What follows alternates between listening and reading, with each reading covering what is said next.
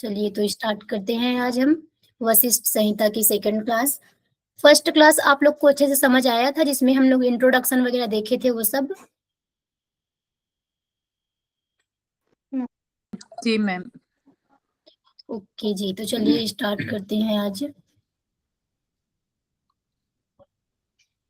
मेरी screen show हो रही है आप लोग को? जी मैम। जी। तो हम कल देख रहे थे वशिष्ठ संहिता, जिसमें हमने बहुत सारी चीजें कवर कर ली थी। इसका जो इम्पोर्टेंट स्लाइड था, जो हमारी जहाँ पे इंट्रोडक्शन वाला था, वो भी हमने देख लिए थे। साथ में हम इसमें बहुत सारी चीजें ऐसा था जो बहुत इंपॉर्टेंट है, वो सब देखे थे। तो यहाँ पे क्या है, वशिष्ठ संहिता है, उसके ग्रंथ काल क्या बताया गया है, 1150। इसमें वक्ता कौन है, वशिष्ठ जी है, और श्रोता शक्ति है। यहाँ पे दो लोग के बीच का संवाद है, वशिष्ठ मुनि और उसके पुत्र शक्ति के बीच का, जिसमें शक्ति क्या है, जिज्ञासु होते हैं, उसको जानने की इच्छा होती है कि संसार सागर से मुक्ति कैसे प्राप्त करेंगे, क्या उपाय है।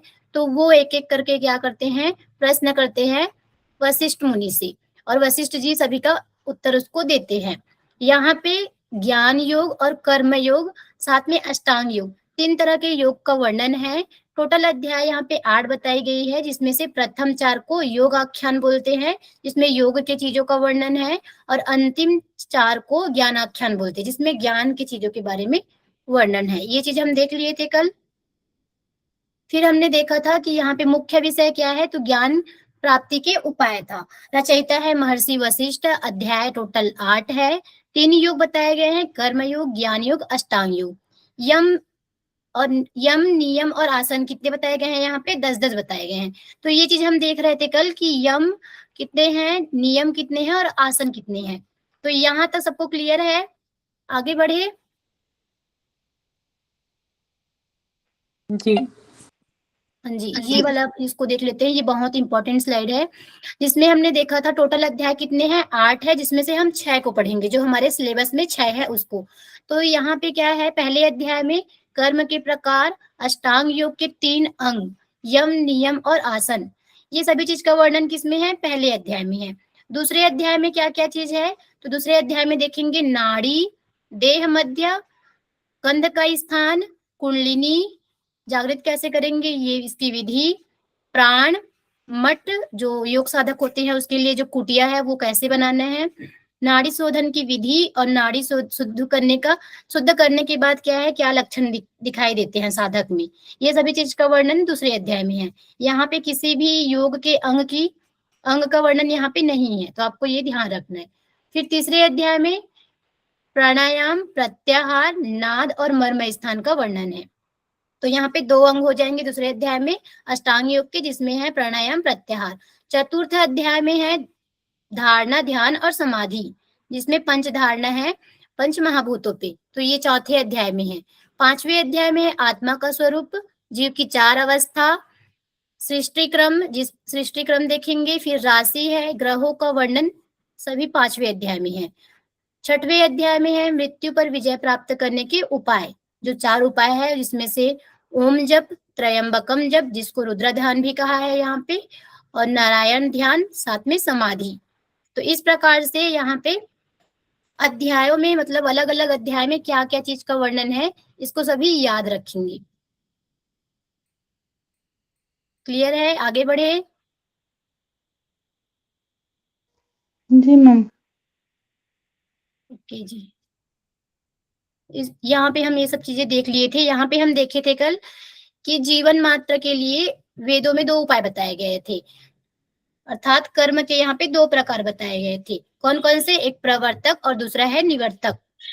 तो जिसमें प्रवर्तक क्या था, बंधन कारक था, और निवर्तक है मुक्तिदायक। निवर्तक के 2 प्रकार देखे थे हम, कौन कौन से है 2 प्रकार? अभ्यंतर और एक बाह्य था क्या?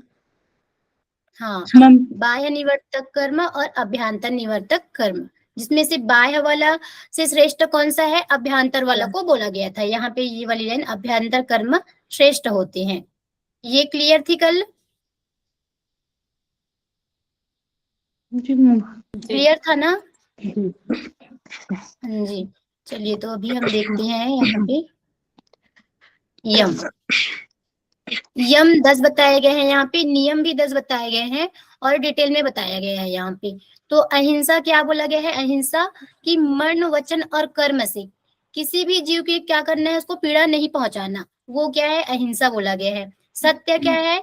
तो सत्य हमेशा जो न्याय के अनुसार जो चीजें है और जो दिखाई दे रहा है, जो यथार्थ चीज है, उसको बोलना, उसको क्या बोला गया है? सत्य कहा है। अस्तेय यहाँ पे अलग बताया गया है, क्या बोला गया है? सभी द्रव्यों में, जितने भी भौतिक चीजें हैं, उसमें क्या करना है? मन, वचन और कर्म से इच्छा रहित रहना, उसमें इच्छा प्रकट नहीं करना, उसको पाने की इच्छा नहीं रखना, उसको बोला गया है यहाँ पे अस्तेय। फिर हमने देखा था ब्रह्मचर्य 2 तरह से बताए गए थे।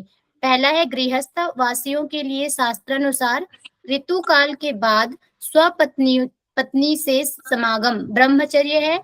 दूसरा था कि गुरु सेवा में सदा संलग्न रहना, गुरु की हमेशा सेवा करना, उसको भी ब्रह्मचर्य कहा था। फिर हमने देखे थे 5वें नंबर पे धृति। धृति क्या है?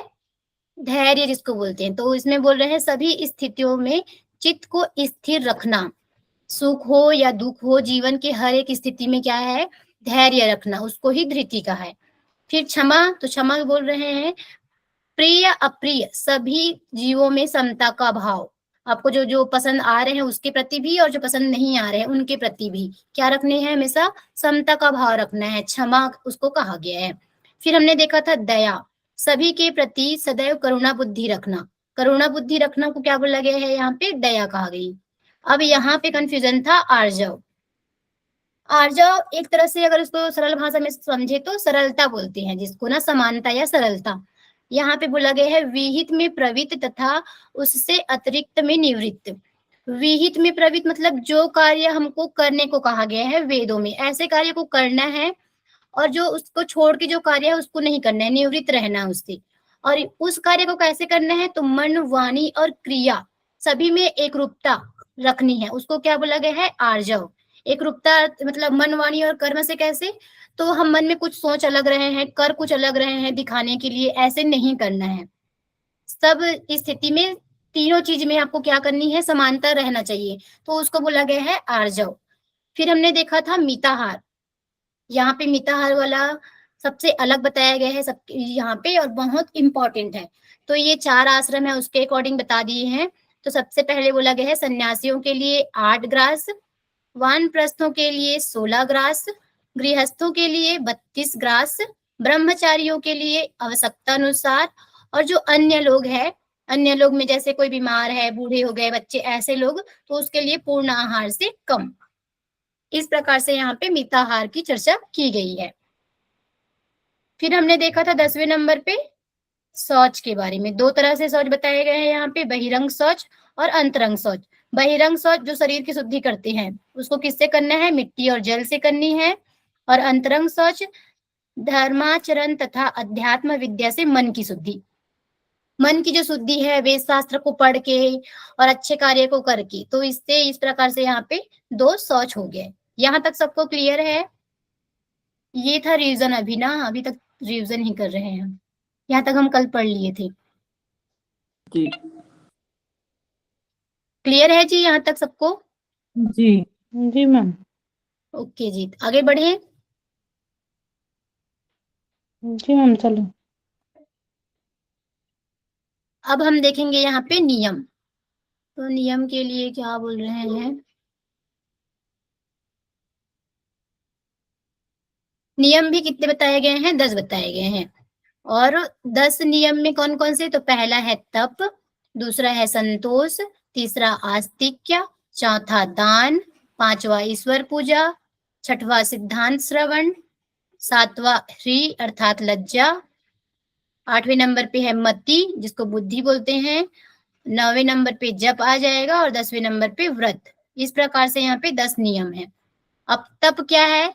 तो बोल रहे हैं कठोर चंद्रायन आदि व्रतों के द्वारा शास्त्रोक्त मार्ग से शरीर की शुद्धि को ही उत्तम तप कहा गया है। क्या बोल रहे हैं? कठोर चंद्रायन व्रत। चंद्रायन व्रत क्या होता है? जो 16 हमारे जो चंद्रमा है उसकी 16 कलाएं बोलते हैं। तो उसमें क्या करते हैं कि चंद्रमा की कला जैसे जैसे बढ़ती है वैसे वैसे वो आहार को बढ़ाते हैं अपना, उस व्रत में क्या करते हैं, वैसे वैसे आहार को बढ़ाते हैं। स्टार्टिंग दिन 1 कौर खाएंगे, उसके बाद वाले दिन 2 कौर, उसके बाद 3, ऐसे करके वो कंटिन्यू बढ़ाते हैं। जब शुक्ल पक्ष होती तो बढ़ाते हैं और कृष्ण पक्ष में वो कम करते जाते हैं। स्टार्टिंग में 16 हो गया, फिर उसके बाद वो 14, उसके बाद 13, ऐसे कर करके कम करेंगे उसमें। तो ये होता है एक व्रत जिसको चंद्रायन व्रत बोलते हैं। तो बोल रहे हैं कि कठोर चंद्रायन व्रत के द्वारा शास्त्रोक्त मार्ग, जो शास्त्र में बताए गए हैं उस मार्ग से क्या है, शरीर की शुद्धि करना, उसको तप बोल रहे हैं। उसके बाद देखते हैं संतोष। तो संतोष के लिए क्या बोल रहे हैं, जिस मनुष्य का मन संतुष्ट रहे ऐसी बुद्धि को ही ऋषिगण संतोष कहते हैं। संतोषी व्यक्ति, उसको क्या बोलेंगे, संतोष बोलेंगे, ठीक है। फिर आते हैं आस्तिक्य। आस्तिक्य भी बोल रहे हैं धर्म यानी कर्तव्य और अधर्म यानी अकर्तव्य में विश्वास रखना। आपको धर्म और अधर्म के प्रति विश्वास रखना, उसको क्या बोल रहे हैं, आस्तिक्य। फिर आते हैं चौथे नंबर पे है दान। दान के लिए क्या बोल रहे हैं, न्याय से अर्जित धन धान्य को श्रद्धा पूर्वक आतुरों यानी अधीर को दिया जाता है, वहां दान है। कि जो भी चीज आप क्या कर रहे हो, धन धान्य अर्जित कर रहे हो, कैसे, उसको ईमानदारी से अर्जित कर रहे हो, वैसे धन को क्या करना है, श्रद्धा पूर्वक जो जरूरतमंद है, आतुर अर्थात जो जरूरतमंद है वैसे लोगों को देना, जो दुखी है या जरूरतमंद है वैसे लोगों को देना, उसको क्या बोला गया है, दान कहा गया है। उसके बाद देखेंगे 5वें नंबर पे है ईश्वर पूजा। ईश्वर पूजा के लिए, तो ईश्वर पूजा कैसे करना है, तो बता रहे हैं प्रसन्न चित्त तथा भक्ति पूर्वक विष्णु की शास्त्रोक्त विधि से पूजा अर्चना करना ही ईश्वर पूजा है। भगवान विष्णु की पूजा करना है, कैसे, शास्त्र में बताया गया है विधि से, तो उसको क्या बोला गया है, उसी को ईश्वर पूजा कहा गया है। फिर बोल रहे हैं अंतःकरण का राग रहित होना। अंतःकरण जिसमें मन बुद्धि चित्त और अहंकार आ जाते हैं, उसका क्या है, राग रहित होना। वाणी का असत्य आदि भाषा से दूषित ना होना, वाणी में हमेशा सत्य बोलना, सत्य रखना अपनी वाणी को। और शरीर का हिंसा आदि से रहित होना, उसको क्या बोला गया है, ईश्वर पूजन। तो यहाँ पे एक तो हो गया कि भगवान विष्णु की पूजा करेंगे, शास्त्र विधि से बताया गया है, जैसे शास्त्रों में बताई गई है विधि वैसे, तो उसको भी ईश्वर पूजा कहा गई है। साथ में कि किसी प्रकार का किसी चीज में राग ना होना और हमेशा सत्य बोलना, और जो हमारे क्या है शरीर से किसी भी मतलब शरीर में मन वाणी वचन कर्म से किसी को हिंसा ना पहुंचाना, ये सब क्या आ जाएंगे ईश्वर पूजा में। क्लियर है, तो ये 5 हो जाएंगे यहाँ पे नियम, इसमें से तप संतोष आस्तिक्य दान और पूजा, ये 5 देख लिए। अब 5 देखते हैं। 6वें नंबर पे है सिद्धांत श्रवण। सिद्धांत श्रवण क्या है, तो वेदांत चिंतन को ही सिद्धांत श्रवण कहा जाता है। वेदांत चिंतन, जो वेद में बताई गई बातें हैं उसको हमेशा क्या है, उसको चिंतन मनन करना, उसको बोला गया है सिद्धांत श्रवण। फिर देखते हैं 7वें नंबर पे है री अर्थात लज्जा। वेदाचार और लोकाचार में जो कर्म निंदित है उसमें लज्जा होने को ही री कहा गया है। कि जो लोक अव्यवहार है और वेदों में जो जो बताए गए चीजें हैं उसमें क्या है, उसमें निंदित, उस कर्म में क्या है, निंदा आना, मतलब हमको अच्छा ना लगना, उसमें लज्जा, उसको बोल रहे हैं यहाँ पे लज्जा। फिर आते हैं मति 8वें नंबर पे। मति के लिए क्या बोल रहे हैं, शास्त्र विधि सभी कर्मों में निष्ठा, शास्त्र में बताए गए जितने भी कर्म हैं उसके प्रति निष्ठा, गुरु के आदेश के अतिरिक्त कर्म का त्याग, और जो गुरु बोल रहे हैं वैसे कर्म को करना है, बाकी कर्म का त्याग करना, उसको बोल रहे हैं मति। मति अर्थात बुद्धि, बुद्धि से काम करना, मतलब सोच समझ के जो चीज सही है उस पे उसी वैसे काम को करना, मति हो गया। फिर आते हैं जप। 9वें नंबर पे जप है। यहाँ पे जप के 3 प्रकार बता रहे हैं। पहला है उच्च जप, दूसरा है उपांशु जप और तीसरा है मानस जप। उच्च जप क्या है, जो जोर जोर से जप करना, जैसे मैं अभी बोल रही हूँ तो सबको सुनाई दे रहा है ना, मैं मतलब मेरे रूम में आसपास जो भी लोग हैं आप लोग को भी, तो उसमें हो जाएगा उच्च जप, जैसे ओम ओम ओम ओम ऐसे कर रहे हैं तो ये उच्च जप हो गया। उपांशु जप कि इसमें मैं जप तो करती रहूंगी, मेरा लिप है वो ऐसे हिलता डुलता रहेगा, बट इसमें आवाज नहीं आएगी, वो हो जाएगा उपांशु जप। फिर आते हैं मानस जप। मानस जप हो जाता है मानसिक रूप से जो मन में करते हैं। इस प्रकार से यहाँ है 3 जप, पहला है उच्च, उपांशु और मानस। उसके बाद बता रहे हैं कि उच्च जप से उपांशु जप 1000 गुना अच्छा है। बोल रहे हैं कि उच्च जप से जो उपांशु जप है वो 1000 गुना अच्छा है और उपांशु जप से मानस जप 1000 गुना अच्छा है। यानी यहाँ पे क्या हो गया, जो मानस जप है वो बहुत श्रेष्ठ है। क्लियर है? ये 3 जप ये क्वेश्चन में आता है, ये वाली जप यहाँ पे, क्योंकि जप के प्रकार यहीं पे ही बताया गया है। क्लियर है जी ये? जी। जी ओके, मम्मा। तो अब देखते हैं 10वें नंबर पे नियम। नियम के 10वें नंबर पे क्या है, व्रत बताया गया है।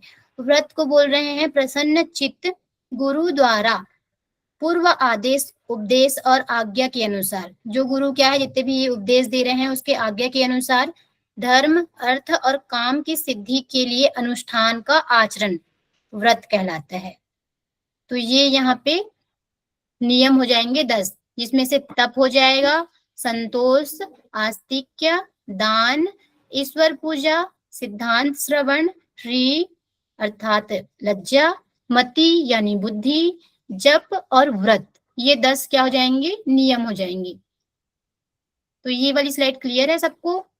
यहाँ पे जप के 3 प्रकार है, आपको याद रखने हैं अच्छे से। जी।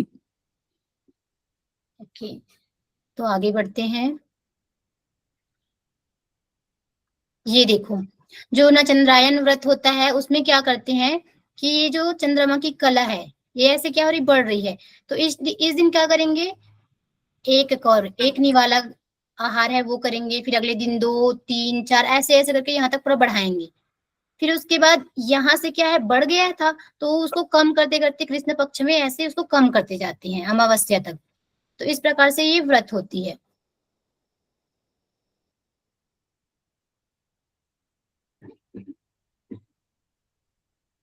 अब देखते हैं आसन। अभी तक हमने देखा 10 यम और 10 नियम, और यहाँ पे 10 आसन भी बताए गए हैं। तो 10 आसन यहाँ पे बताए गए हैं, तो देखते हैं 10 आसन कौन कौन से हैं।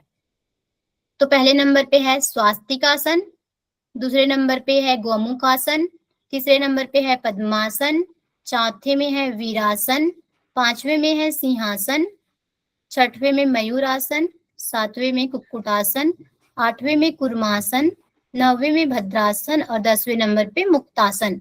इस प्रकार से यहाँ पे 10 आसन है।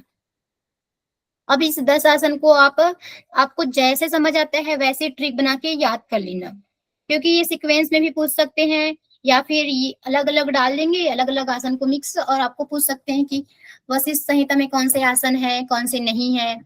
इस टाइप से कुछ भी आ सकता है क्वेश्चन। तो आपको ये 10 आसन है वो याद रख लेनी है। क्या है, स्वास्तिक आसन, गौमुख आसन, पद्मासन, वीरासन, सिंहासन, मयूरासन, कुक्कुटासन, कूर्मासन, भद्रासन और मुक्तासन।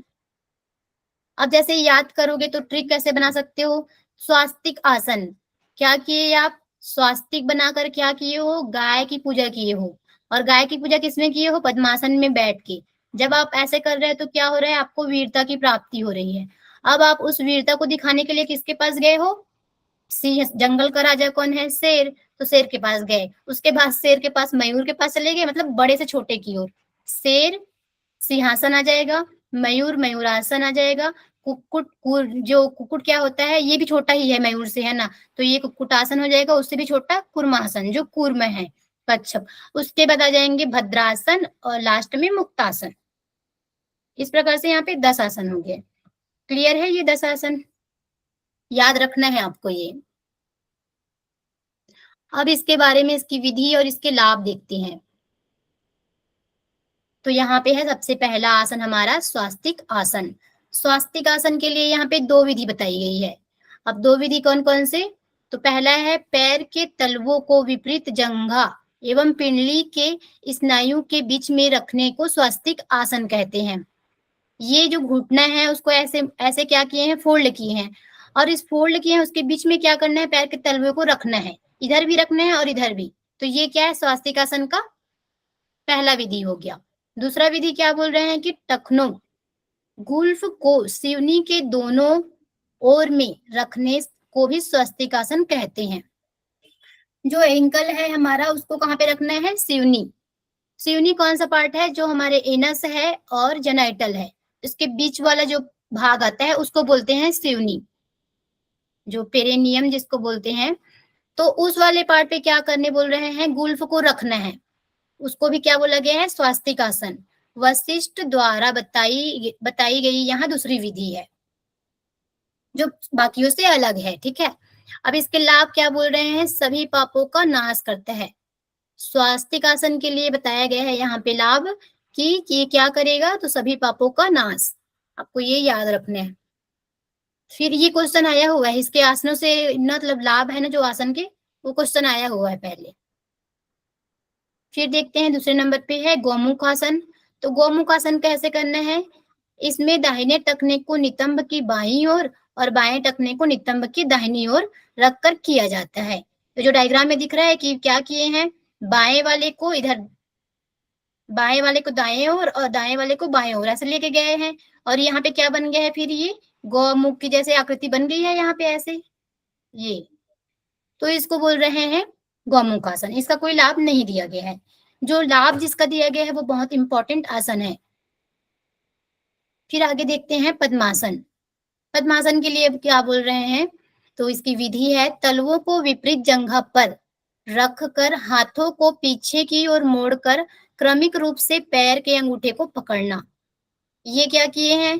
पैर को विपरीत जंघों पे रखे हैं जस्ट क्रॉस करके, और पीछे से अपने हाथ को भी क्रॉस करके क्या करना है? अंगूठों को पकड़ लेना है। बद्ध पद्मासन वाली जो स्थिति है वैसे करना है पद्मासन को। और इससे क्या फल प्राप्त होगा? तो बोल रहे हैं सभी के द्वारा पूजित आसन है। जो पद्मासन है वो सभी के द्वारा पूजित आसन है, ये इसके लाभ है।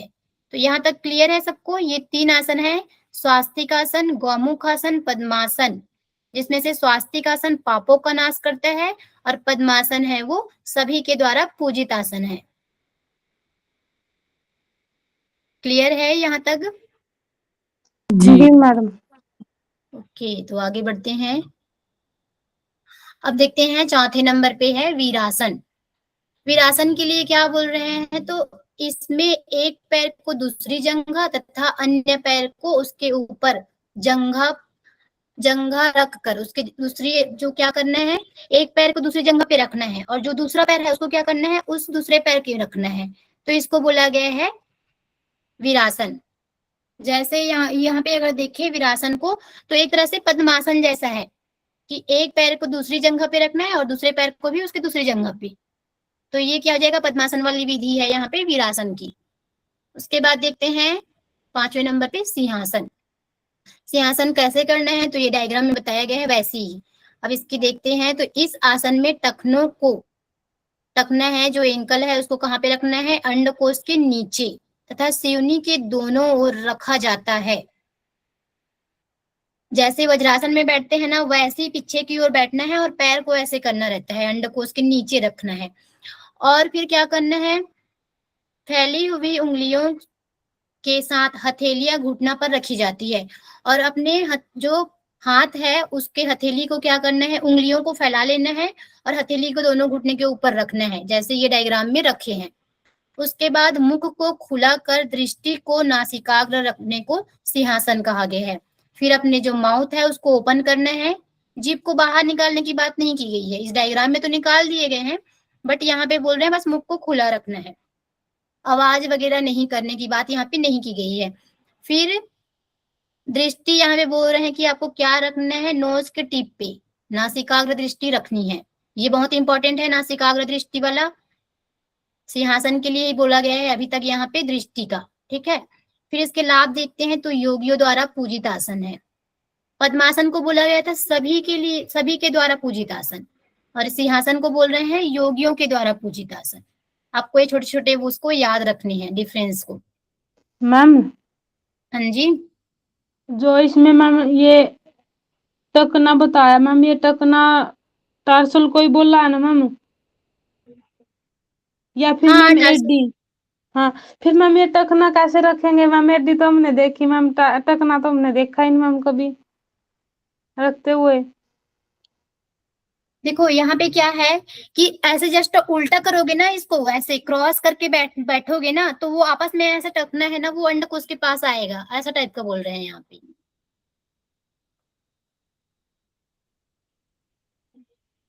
ठीक है। और ये बड़ी याद रखना है यहाँ पे, दृष्टि नासिकाग्र, ये ज्यादा इंपॉर्टेंट है। नासिकाग्र दृष्टि और योगियों द्वारा पूजित ये आसन है, ये इसके लाभ, ये चीज आपको ज्यादा ध्यान रखनी है। इसकी विधि तो आपको ऐसे याद रखने हैं, बट ऐसे विधि एग्जाम में नहीं पूछे जाते हैं, अभी तक तो नहीं और पूछे हैं। और मैम एक में पद्मासन में बताया था सभी द्वारा पूजित, तो मैम इनमें दोनों में अलग अलग डिफरेंट होगा ना मैम? लाभ में पद्मासन और सिंहासन में इसमें योगियों के द्वारा बताया मैम, और जो ऊपर पद्मासन किया था उसमें सब सभी द्वारा पूजित बताया। हाँ, तो सभी के द्वारा मतलब जो जितने भी हम सब आ रहे हैं उसके द्वारा, और योगियों तो द्वारा मतलब ये जो योगी लोग होते हैं वही इस आसन को पूजित है, उसके लिए पूजित मतलब उन लोग शायद इसको ज्यादा श्रेष्ठ मानते होंगे सिंहासन को, इसलिए ऐसा बोल रहे हैं कि योगियों द्वारा पूजित आसन है। तो फिर मैम सभी द्वारा पूजित, तो इसमें भी तो अगर हम मैम क्वेश्चन में आए तो इसमें भी तो सभी लिखा है, तो योगी भी आ सकते हैं इसमें। नहीं नहीं नहीं, यहाँ पे आपको डिफरेंस ये समझना है कि ये आसन है उसको सब नहीं पूज रहे हैं, नॉर्मल लोग नहीं पूज रहे हैं सिंहासन को, ये केवल योगियों द्वारा है। और उसमें सभी लोग आ रहे हैं, उसमें ये आप सही बोल रहे हैं, योगी भी आ रहे हैं उसमें। तो आपको वो याद रखना है कि उसको नॉर्मल लोग और जितने भी लोग हैं उसको सभी लोग पूज रहे हैं, उस वाले को पद्मासन को। सिंहासन को केवल और केवल योगी ही पूज रहे हैं, तो ऐसे आपको याद रखना। योगी मतलब तो वो नहीं हो गए क्या जिन्होंने सिद्धियां प्राप्त कर ली? सिद्धियां, हाँ हाँ मैम जी, वही। तो आपको ये याद रखने हैं। तो यहाँ पे ऐसी सेम आपको, यहाँ पे आप कंफ्यूज हो नहीं होंगे, क्योंकि ऐसी सेम आप हट प्रदीपिका में देखोगे, पढ़े होंगे आप आसन के बारे में, पढ़े हो, वहां पे भी है ऐसा। पे आता है ना बारी बारी की सिद्धियों योगियों द्वारा पूजित आसन, हाँ मतलब जी, योगियों द्वारा, मतलब जिन्होंने, हम लोगों ने तो सिद्धियां प्राप्त नहीं की ना, हम लोग योगाभ्यास करते हैं लेकिन सिद्धियां तो नहीं मिली ना, वो हाँ हाँ लोग वही, सिद्धि प्राप्त है जिनको, उनके द्वारा पूजित है ये। हाँ हाँ, तो वहां यहाँ पे वही है कि ये क्या है, सिंहासन है वो योगियों द्वारा पूजित है। जो योगी क्या है, बड़े मतलब जैसे अभी गोरक्षनाथ जी है, ऐसे मतलब इन लोग महान योगी है, स्वात्माराम जी है, ऐसे योगी, उनके द्वारा क्या है, ये सिंहासन है वो पूजित है। क्लियर है। जी मैम। अब देखते हाँ, अब देखते हैं हम छठवें नंबर पे मयूरासन। तो मयूरासन जो हम प्रैक्टिकल में करते हैं वैसी यहाँ पे उसकी विधि है, जो डायग्राम में दिखा रखे हैं कि दोनों हथेलियों को जमीन पर क्या करना है, स्थापित करना है। हथेली को जमीन पे रख दिए हैं ऐसे यहाँ पे, और उसके बाद कोहनियों को शरीर के दोनों ओर सटाकर, ये आपकी कोहनी हो गई, इसको क्या करना है, शरीर के दोनों ओर सटा लेना है। फिर सिर और पैर को ऊपर की ओर अधर में दंड के समान धारण करना है, ऊपर की ओर अधर में मतलब जमीन पे टिकाना नहीं है, अधर रखनी है, अलग रखनी है। दंड के समान मतलब दंडा जो है एक जैसा सीधा होता है ना, वैसे ही आपको शरीर को बना लेना है। तो इसको बोल रहे हैं यहाँ पे मयूरासन।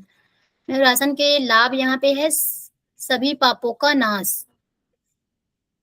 क्लियर है। तो आप हठ प्रदीपिका में स्वस्तिक पढ़ोगे स्वस्तिक पद्म, आसन में भी है ना सभी पापों का नाश, ऊपर वाले में भी। हाँ हाँ हाँ, तो आपको ये दोनों याद रखने हैं कि वहां पे भी लगे है और यहाँ पे भी, मयूरासन में भी और स्वास्तिक आसन में भी। और जो हठ प्रदीपिका है वहां पे आप देखोगे कि सभी पापों का नाश पद्मासन के लिए बोला गया है। तो आपको ऐसे सब चीज का को धीरे नाश धीरे करके याद करनी है, ठीक सब। है। हाँ जी, पद्मासन में तो उसमें सभी व्याधियों का नाश बोला हुआ है ना? अच्छा, वो व्याधियों का बोला गया है क्या वहां पे? हाँ, व्याधियों का नाश बोला हुआ है सब। हाँ, वेरी गुड, आपको याद है। तो वहां पे आपको ये याद रखना है कि व्याधियों के लिए भी बोला गया, जितने प्रकार के रोग हैं उसके लिए। तो ये चीज आपको याद रखनी है। वहां पे मयूरासन के लिए विष, कालकूट विष को भी वो नष्ट कर देता है, ऐसे ऐसे बड़ी सारी चीजें वहां पे बताई गई है। बट यहाँ पे बोल रहे हैं पापों का नाश। क्लियर है यहाँ तक। जी। ठीक है। ओके, तो आगे बढ़ते हैं। यहाँ तक अभी हम देखे छठवें आसन हो गया। अब सातवें नंबर पे देखते हैं कुक्कुट आसन। कुक्कुट आसन करना कैसे है, तो बता रहे हैं पद्मासन अपनाकर। पद्मासन लगाया हुआ है, ये पद्मासन लगा लेनी है। उसके बाद हाथों को पिंडली और जंघा के बीच में डालकर हथेली को जमीन पर कसकर रखना। ये जो हाथ है उसको क्या किए हैं, ये पिंडली हो गया, ये वाला कार्प मसल्स वाला पार्ट पिंडली, और ये जंघा, उसके बीच में हाथ को इन्होंने क्या किया है, डाला है। उसके बाद उसको जमीन पे सिटा के रखा है और ऐसे करके क्या करना है, जो पद्मासन लगाया हो उसको बॉडी को ऊपर उठाने हैं। तो इससे क्या हो जाएगा, कुक्कुटासन। जो प्रैक्टिकल करते हैं वैसी ही है यहाँ पे कुक्कुटासन। इसके कोई लाभ नहीं दिए गए हैं। अब देखते हैं 8वें नंबर पे कुर्मासन। कुर्मासन के लिए क्या बोल रहे हैं कि शरीर के अंतर्गत एड़ियों पर इस तरह बैठना ताकि घुटने विपरीत दिशा में बाहर की ओर निकले हुए हो। वज्रासन करते हैं प्रैक्टिकल में, वैसे ही बैठना है, बट आपको जो पैर है उसको सीधा ना रख के जस्ट ऐसे साइड साइड में निकालना है पैर को, पैर के अंगूठे है उसको। तो उसको यहाँ पे क्या बोला गया है, कुर्मासन। हाथ की पोजीशन क्या रहेगी कुछ बताया नहीं गया है। क्लियर है ये कुर्मासन? जी। ओके, भद्रासन देखते हैं। दोनों तलवों को सटाकर दोनों एड़ियों को अंडकोश के नीचे सिवनी की दोनों ओर क्रमशः रखकर तथा दोनों पैरों को कस कर पकड़कर इसे किया जाता है। जो बटरफ्लाई पोज होता है वैसे ही करना है भद्रासन को, जिसमें दोनों पैर के तलवों को क्या है, आपस में सटा लेना है और हाथ से दोनों हाथों से पकड़ना भी है। और कहाँ पे रखना है उसको, अंडकोश के नीचे सिवनी के दोनों। तो इसको बोल रहे हैं भद्रासन। भद्रासन के लाभ क्या है, तो यहाँ पे भद्रासन के लाभ दिए गए हैं। सभी रोगों और विष को दूर करता है। देखो, विष के लिए यहाँ पे भद्रासन को बोला गया है और हठ प्रदीपिका में मयूरासन को। तो आपको ये याद रखना है भद्रासन के लिए। क्लियर है? तो यहाँ पे मेन इस वाले स्लाइड में क्या है, भद्रासन है इंपॉर्टेंट, जिसमें उसका लाभ बताया गया है कि रोगों को और विष को दूर करता है। अब आते हैं आगे वाली स्लाइड पे। ये हो गया हमारा भद्रासन। उसके बाद लास्ट है 10वें नंबर पे मुक्तासन। हाँ जी, तो मुक्तासन देखते हैं। मुक्तासन के लिए क्या बोल रहे हैं, बाएं टखने से सिवनी को और दाएं टखने से बाएं भाग को दबा कर ही मुक्तासन होता है। सिवनी बताई थी मैं, एनस और जेनाइटल के बीच वाला पार्ट जिसको पेरिनियम बोलते हैं, वहां पे। तो बाएं टखने को वहां पे रखना है सिवनी स्थान पे, और दाएं टखने को बाएं भाग पे वैसे ही सेम रखना है। उसको यहाँ पे मुक्तासन बोल रहे हैं। इसके कोई लाभ नहीं दिया गया है यहाँ पे। तो ये मुक्तासन की विधि बस बताई गई है। यहाँ पे इन्होंने जालंधर बंद और क्या क्या चीजें लगा रखा है इस डायग्राम में, बट यहाँ पे ऐसा कुछ नहीं बताया है। ठीक है, तो ये हो जाएगा हमारा मुक्तासन। तो मुक्तासन को मतलब जो यहाँ पे आसन है 10 आसन, उसको मैं कैसे अभी याद करवाई थी, कोई बता सकते हैं 10 आसन को? स्वस्तिक बनाना है, फिर गाय की पूजा करनी है और पद्मासन में बैठ के पद्म के फूल को लगाना है और फिर वीरता प्राप्त होगी। फिर आपको सिंह के पास जाना है, फिर उससे छोटा मयूर मैम, मोर, फिर उसके बाद उससे छोटा कुक्कुट के पास जाना, फिर कुर्म के पास जाना, फिर उसके बाद दो रह गए भद्र और उसके बाद मुक्तासन। Yes, very good. तो इस प्रकार आपको सभी हर एक जितने भी ग्रंथ है उसके आसन को क्रम से याद रखना है। ठीक है, तो अभी आपको क्लियर है ये जो आसन बताए हैं हमने 10 आसन और उसके लाभ और विधि? पहले से तो आपके पापों का नाश होता है, फिर गोमुख से कुछ नहीं होता है, फिर उसके बाद क्या था, पद्म से भी सारे मतलब सारे लोगों द्वारा पूजित आसन। फिर पद्म के बाद था सिंहासन से, जैसे वो था सारे योगियों द्वारा पूजित आसन। और फिर लास्ट में था ये भद्रासन, आपके रोगों को ठीक करता है और विष के प्रभाव को खत्म करता है। Yes, very good. तो इस प्रकार से यहाँ पे आसन है। ये आसन के लाभ पहले क्वेश्चन में आए गए हैं, तो आपको ध्यान रखना है। अब हम देखते हैं आगे। तो बोल रहे हैं यम नियम और आसन का अभ्यास करने के बाद नाड़ी शुद्धि का अभ्यास आवश्यक है। जब यम नियम और आसन में सिद्धि हो जाएगी तब क्या करना है, नाड़ी शोधन करना है। और अगर नाड़ी शोधन किए बिना, अगर नाड़ी शुद्धि नहीं किए हैं, तो प्राणायाम आदि जो अंग है, आगे की जितने भी हमारे योगाभ्यास के अंग है, उसमें लाभ नहीं मिलेगा, ये बोल रहे हैं यहाँ पे। ठीक है, तो यहाँ पे कुछ क्वेश्चन करते हैं। वशिष्ठ संहिता में यमों की संख्या है मैम 10। यस, फिर उसके बाद आएंगे यहाँ पे कूट में है आंसर भी साथ में दिख जाता है, ये बड़ी प्रॉब्लम।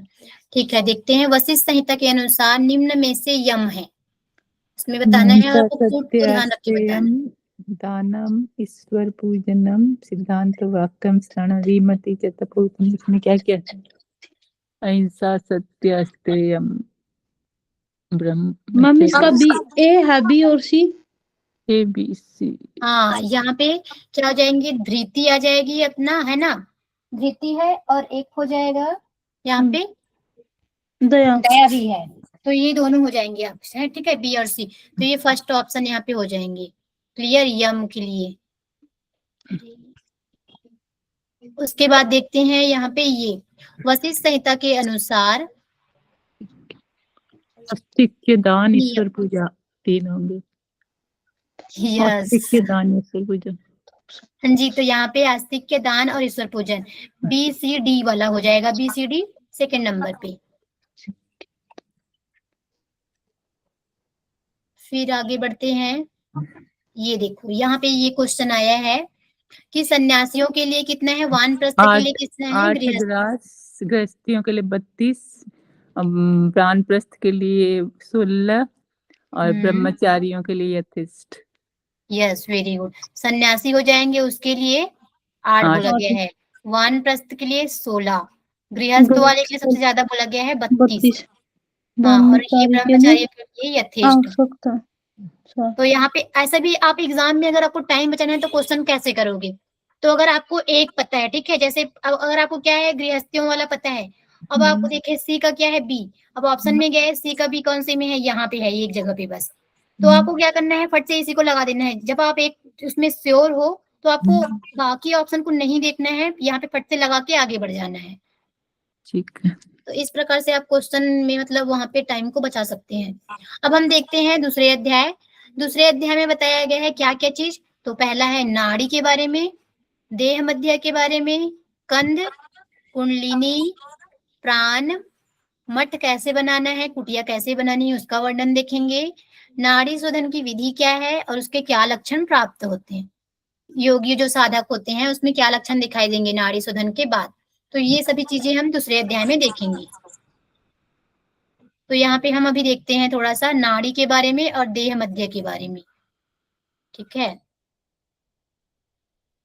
तो यहाँ पे फिर से प्रश्न कर रहे हैं शक्ति जी है वो मुनि वशिष्ठ से कि नाड़ी की शुद्धि किस उपाय से होगी, नाड़ी की उत्पत्ति और उनके अनुरक्षण की विधि क्या है, अर्थात जो नाड़ी है वो कहाँ से उत्पन्न हो रहा है और उनके क्या कार्य हैं। फिर आते हैं कंद का स्वरूप क्या है, कि कंद का जो स्थान है वो कहाँ है, वो कैसे उसका स्वरूप है। फिर देखेंगे शरीर में कितने वायु होते हैं, वायु के स्थान और उनके अलग अलग जो कार्य है उसको बताए करके क्वेश्चन कर रहे हैं यहाँ पे। फिर है शरीर में जो कुछ भी जानने लायक हो वह मुझे बताएं। फिर लास्ट में बोलते हैं कि हमारे शरीर में जो चीज भी जानने लायक है उसको मुझे बताएं। तो इस प्रकार से शक्ति का क्वेश्चन होता है। ये सभी क्वेश्चन का आंसर कौन दे रहे हैं, वशिष्ठ जी। वशिष्ठ जी दे रहे हैं। तो चलिए देखते हैं अब इसका आंसर। तो यहाँ पे है वशिष्ठ जी का उत्तर है कि प्रत्येक जीव का शरीर अपने उंगली से 96 अंगुल माप का होता है। ये जो क्या है ऐसे ही इसको बोलेंगे 1 2 3 4 उंगल। तो इस प्रकार से इस उंगली से क्या करते हैं हम नापते हैं अपने बॉडी को। तो सभी का अपने अपने जो हाथ के उंगली है उसके अकॉर्डिंग 96 अंगुल उसका परिणाम होता है बोल रहे हैं। इसमें वशिष्ठ जी ऐसे बोल रहे हैं, आप ऐसे प्रैक्टिकल करके देख भी सकते हैं नाप कर, ठीक है। फिर बोल रहे हैं शरीर में पृष्ठवंश के दोनों ओर 32 अस्थियां हैं और कुल 72,000 नाड़ियां हैं। तो पीछे क्या है हमारा 32 अस्थियां बताई गई है और टोटल नाड़ी कितने बताई गई है 72,000। फिर बोल रहे हैं प्राण वायु शरीर से 12 अंगुल पर्यंत या उससे अधिक। यहाँ पे क्या बोल रहे हैं कि जो प्राण वायु है शरीर से बाहर निकलता है तो 12 अंगुल या उससे अधिक भी आना जाना करता है, इसलिए उसको क्या बोलते हैं प्राण कहते हैं। जब हम श्वास लेते हैं और श्वास छोड़ते हैं तो जो श्वास है वो हमारे बॉडी से कितने अंगुल बाहर बोल रहे हैं यहाँ पे 12 अंगुल से अधिक, मतलब 12 अंगुल या उससे अधिक ऐसा बोला गया है। फिक्स 12 नहीं है यहाँ पे, ठीक है, फिक्स 12 घेरण संहिता में है, आपको ये ध्यान रखना है। फिर देखते हैं देह मध्य में तप्त स्वर्ण तप्त वर्ण स्वर्ण के समान ज्योतिर्मय स्थान है। अब देह मध्य क्या है, इसका वर्णन हम देखेंगे तो हमें समझ आएगा कि उसके बीच में क्या है, एक तप्त वर्ण स्वर्ण के समान स्थान बताया गया है, ज्योतिर्मय स्थान बताया गया है।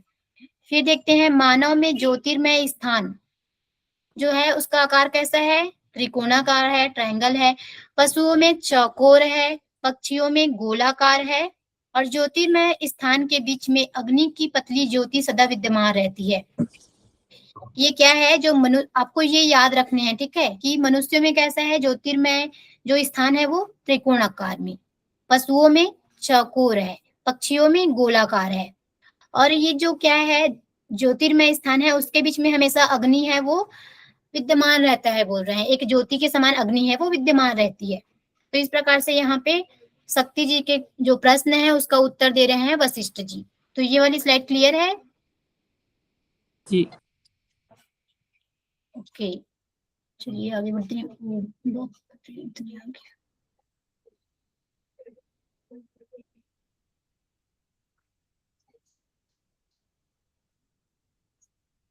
तो यहाँ पे देखते हैं अब शक्ति जो क्वेश्चन किए थे देह मध्य वाला, उसको क्वेश्चन कर रहे हैं कि देह मध्य कहाँ है। तो देह मध्य के बोल रहे हैं कि गुदा से 2 अंगुल ऊपर और लिंग से 2 अंगुल नीचे, इसके बीच में 1 अंगुल वाला स्थान जिसको बोल रहे हैं देह मध्य। एनस से 2 अंगुल ऊपर हो जाएगा और जेनाइटल ऑर्गन से उसके 2 अंगुल नीचे, जो बीच का भाग है 1 अंगुल, उसको बोला गया है देह मध्य। क्लियर है देह मध्य? फिर अब देखते हैं हम कंद कहाँ है। तो कंद के लिए यहाँ पे बोल रहे हैं कि शरीर में देह मध्य से 9 अंगुल ऊपर कैसा है, 4 अंगुल चौड़ा है और 4 अंगुल फैला हुआ है। कंद का स्थान यहाँ पे क्या बोल रहे हैं कि देह मध्य, हमने देखा देह मध्य कौन सा है, एनस और जेनाइटल के बीच का भाग देह मध्य, उस देह मध्य से 9 अंगुल ऊपर है कंद। और कैसा है, तो वो ऐसा है, चौड़ा है, 4 अंगुल चौड़ा और 4 अंगुल सभी साइड फैला हुआ, मतलब बराबर मात्रा में सभी ओर। तो इस प्रकार से कंद हो जाएगा। फिर हम देखते हैं ऐसे ही कंद के बारे में हमने देखा था गोरख संहिता में, वहां पे स्थान क्या बताया गया था कंद का और आकार क्या बताया गया था।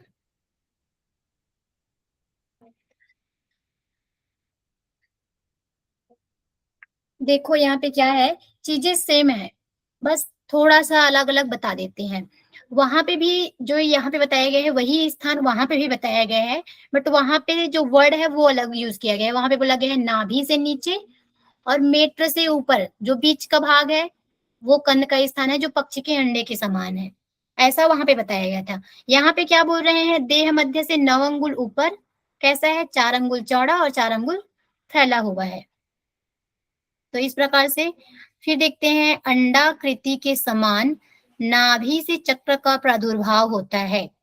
बता रहे हैं कि यहाँ पे भी बोल रहे हैं अंडे की आकृति के समान क्या है, नाभि से चक्र का प्रादुर्भाव होता है, अर्थात जो नाभि है वहां से हमारे चक्र है उसका स्टार्टिंग का स्टार्ट होता है वहां से, ऐसा यहाँ पे बता रहे हैं। और वो चक्र कैसा है, 12 अरों से युक्त है। 12 अरों से युक्त, जैसे वो होता है हमारा साइकिल होता है, तो साइकिल का जो पहिया है उसमें क्या होते हैं ऐसे वो लगे होते हैं ना, रॉड रॉड से ऐसे लगे होते हैं बीच बीच से, जिसको स्पोक वगैरह कुछ बोल देते हैं। तो वो उसको वैसे ही क्या है, चक्र में 12 अर लगे हुए हैं, ऐसा आप समझ सकते हो, ठीक है। और उसके कारण ही देह की स्थिति है, और उस क्या है नाभि को मेन सेंटर बता रहे हैं, जिसके कारण हमारी शरीर की स्थिति बनी हुई है। और इसी चक्र में पुण्य और पाप से प्रेरित जीव घूमता रहता है। और जो नाभि चक्र है वहीं पे क्या है, हमारे जो कर्म संस्कार है उसको बोल रहे हैं वहीं पे संचित हो रहा है, जिसके कारण जीव को बार बार ये संसार सागर में भटकना पड़ता है, ऐसे बोल रहे हैं। फिर एग्जाम्पल से समझा रहे हैं यहाँ पे कि जैसे तंतुओं के जाल के बीच में बैठी हुई मकड़ी भटकती रहती है, उसी प्रकार प्राण जीव के उस मूल चक्र के नीचे घूमता रहता है। त्वचा और अस्थि से सुशोभित उस कंद के मध्य भाग को नाभि कहते हैं। कंद के मध्य भाग को नाभि कहते हैं बोल रहे हैं। और एग्जाम्पल क्या बता रहे हैं कि जो हम वो होता है मकड़ी का जाल होता है, उसके बीच में क्या होता है, मकड़ी है वो भटकता रहता है, उसी प्रकार क्या है, यहाँ पे हम समझे तो अपने बॉडी में नाभि स्थान है और उस नाभि स्थान में हमारे कर्म संस्कार है वो एकत्रित होते हैं, जिसके कारण हमें इस संसार सागर में घूमना पड़ता है। ऐसे यहाँ पे एग्जाम्पल देके समझाया गया है। और जो कंध के बीच वाला भाग को नाभि बोला गया है। क्लियर है ये वाली लाइन? ये जो कंध वाला बताया गया है वो आपको यहाँ हाँ जी, आपको यहाँ पे याद रखना है कि कंध कहाँ पे है, तो वो देह मध्य से 9 अंगुल ऊपर है। ये तो उसके स्थान बता दिए। अब है कैसा, तो 4 अंगुल चौड़ा और 4 अंगुल फैला हुआ, ये आपको याद रखना है। और देह मध्य भी आपको याद रखना है, जो पेरिनियम वाला पार्ट है वो, बस ऐसे याद रखना है आपको। क्लियर? जी। हाँ जी, चलिए आगे बढ़ते हैं। आगे बढ़े ना? जी। हाँ, अब देखते हैं हम कुंडलिनी के बारे में। यहाँ पे कुंडलिनी के बारे में बताया गया है कि कुंडलिनी कैसी है, उसके बारे में। तो देखते हैं यहाँ पे जीव सभी शरीरों में सर्वदा प्राण से ही दृढ़ होता है। जो जीव का शरीर है उसमें प्राण होने से ही क्या है, वो दृढ़ है। अगर प्राण निकल जाए तो उसका कोई अस्तित्व नहीं होता है। उस मूल चक्र के ऊपर कुंडलिनी का स्थान है, जो नाभि के ऊपर नीचे इधर उधर फैली हुई है। अब हम देखते हैं कुंडलिनी के बारे में। कुंडलिनी कैसी है, तो अष्टधा प्रकृति वाली है, अर्थात 8 प्रकृति वाली है। और उसके लिए बोल रहे हैं वो आकार से छकार तक बीजाक्षर युक्त है। तो कुंडलिनी कैसा है, आकार से छकार जो बीज अक्षर है उससे युक्त है बोला गया है। और 8 बार कुंडलित होने के कारण उसको क्या बोलते हैं, कुंडलिनी नाम से जानी जाती है। फिर बोल रहे हैं कुंडलिनी सुषुम्ना में वायु के संचार को रोककर कुंडलाकार रूप में स्थित होती है। ये जो कुंडलिनी है वो क्या करती है, सुषुम्ना मार्ग में बैठी रहती है, उस मार्ग को क्या करके ढक कर बैठी रहती है। ये बोल रहे हैं जिससे उसमें क्या होता है, सुषुम्ना में वायु का संचार नहीं हो पाता है। इसलिए क्या करना है हमको, कुंडलिनी है उसको जागृत करना होता है, ताकि जो सुषुम्ना है उस मार्ग में वायु का संचार हो सके। फिर आते हैं योगाभ्यास काल में अपान वायु के द्वारा अग्नि तत्व के साथ जागती है। यही बोल दिया यहाँ पे जो अभी मैंने बताया कि जो वो क्या है, कुंडलिनी है वो सुषुम्ना के मार्ग को ढका हुआ है ना, बैठा हुआ है उसको ढककर। जब हम क्या करते हैं अपान वायु के द्वारा उसको बार बार जागृत करते हैं, तो अग्नि तत्व है वो वहां पे जो अग्नि तत्व जागृत हो जाता है, जिससे सुषुम्ना में वायु का संचार होता है, यानी कुंडलिनी जागृत हो जाती है। ऐसे करने से अपान वायु को बार बार वहां पे ऊपर उठाने से, नीचे की ओर बहते रहता है अपान वायु, उसको ऊपर की ओर उठाने से। फिर बोल रहे हैं कन के बीच में स्थित नाड़ी सुषुम्ना नाड़ी कही जाती है। और जो सुषुम्ना नाड़ी है उसका स्थान बता दिए हैं, कहाँ पे, कंध के बीच में स्थित है। इस नाड़ी रूपी चक्र यानी कंध के चारों ओर सभी नाड़ियां रहती है। अब क्या है कि जो नाड़ी है 72,000 नस नाड़ी है, उसका उत्पत्ति स्थान क्या है, तो कंध है। ये आपको याद रखना है। ये स्लाइड क्लियर है यहाँ तक? जी। हाँ जी, तो यहाँ पे हमको ये याद रखना है कि कुंडलिनी की प्रकृति क्या है, तो अष्टधा प्रकृति है, यानी 8 प्रकृति वाली है। बीजाक्षर कौन कौन से है, तो अ से लेके 6 अक्षर तक है। 8 बार कुंडलित है, उसके कारण इसको कुंडलिनी बोला गया है। ये क्या करती है, सुषुम्ना के मुख को ढक के रखी है कुंडलिनी, इसलिए सुषुम्ना में वायु का संचार नहीं होता है। जब हम कुंडलिनी को जागृत करते हैं, जागृत कैसे करेंगे, तो अपान वायु के द्वारा अग्नि तत्व है वो ज्वलित होता है, तो कुंडलिनी है वो जागृत हो जाती है। और जब जागृत होती है तो सुषुम्ना में प्राणवायु का संचार होता है। सुषुम्ना किसको बोला गया है, कहाँ पे है उसका स्थान, तो कंध के बीच में है। और उस कंध से जितनी भी हमारी नस नाड़ियां हैं वो क्या है, उसकी उत्पत्ति हुई है। इस प्रकार यहाँ पे ये स्लाइड में बताया गया है। क्लियर है ये स्लाइड? जी। ओके, चलिए तो यहाँ तक अभी हम देखे। दूसरे अध्याय में हम अभी तक देखे हैं देह मध्य का स्थान, कंध का स्थान, और कुंडलिनी कैसी है, उसकी प्रकृति क्या है। क्लियर है यहाँ तक ना सबको? हाँ। ठीक है, फिर हम यहाँ पे देखते हैं ये कि जो अब हमने देख लिया कि जो हमारी नस नाड़ी है वो कहाँ से उत्पन्न हो रही है, कंध से। कंध का स्थान भी हमने देख लिया कि जो हमारे देह मध्य है उससे 9 अंगुल ऊपर क्या है, कंध का स्थान है, जो 4 अंगुल चौड़ा है और 4 अंगुल फैला हुआ है। अब हम देखते हैं उस जो नाड़ी मतलब हमारे कंद है, वहां से नाड़ियां कौन कौन सी उत्पन्न होता है, कौन कौन सी नाड़ियां है। तो बोल रहे हैं अश्वत्थ दल, यानी पीपल के पत्ते में सिराएं व उपसिराएं होती है, उसी प्रकार सभी नाड़ियों के विषय में समझना चाहिए। ये क्या है, पीपल के पत्ते हैं, पीपल के पत्ते में ये तो मेन सिराएं हो गई, ये जो जा रही है ये लाइन जो सिराएं हो गई, इसके बीच बीच में बड़ी सारी और ऐसे छोटे छोटे सिराएं निकली है जो उप सिराएं जिसको बोल रहे हैं। तो ऐसे ही क्या है, हमारी जो शरीर में नाड़ी है उसको समझना चाहिए कि वो उसके क्या है, एक नाड़ी से भी बड़ी सारी नाड़ियां ऐसे निकल रही है करके। टोटल नाड़ी बताई गई है यहाँ पे 72,000, जिसमें से 14 प्रमुख नाड़ी है, उसमें 3 है, 3 में ईड़ा पिंगला सुषुम्ना आ जाएगा, और उसमें भी श्रेष्ठ हमारा सुषुम्ना। सभी नाड़ियों में 14 नाड़ी मुख्य है। तो वो 14 नाड़ी कौन कौन सी है, तो यहाँ पे देखते हैं, पहला है सुषुम्ना, दूसरा है ईड़ा, तीसरा है पिंगला, चौथा है सरस्वती, पांचवा है कुहू, छठवा है वारणा, सातवां है यशस्विनी। इस प्रकार यहाँ पे 7 हो जाएंगे। उसके बाद आप 7 देखते हैं, 8वें नंबर पे आ जाएंगे पूषा, 9वें नंबर पे है यशस्विनी, सॉरी पयस्विनी, 10वें नंबर पे है संखिनी, 11वें पे है गांधारी, 12वें पे है हस्तिजिह्वा, 13वें नंबर पे आ जाएंगे विश्वोदरी, और लास्ट हमारा 14 नंबर पे आ जाएंगे अलम्बूसा। तो इस प्रकार से यहाँ पे 14 नाड़ियों का वर्णन है। हमने गोरख संहिता पढ़ा था, वहां पे कितनी नाड़ी बताई गई है?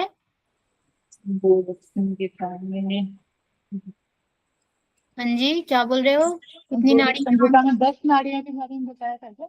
यस, वेरी गुड, वहां पे 10 नाड़ी थी, और हमने उस 10 नाड़ियों का स्थान वगैरह भी कार्य देखे थे। तो यहाँ पे भी ये 10, यहाँ पे टोटल 14 नाड़ी है, 10 नाड़ी नहीं है, यहाँ पे 14 है, जिसमें से सुषुम्ना, ईड़ा पिंगला, सरस्वती, कुहू, वारणा, यशस्विनी, पूषा, पयस्विनी, संखनी, गांधारी, हस्तिजिह्वा, विश्वोदरी और अलम्बूसा। ये नाड़ी कैसे हैं, पीपल के पत्ते के समान हमारे शरीर में फैली हुई है।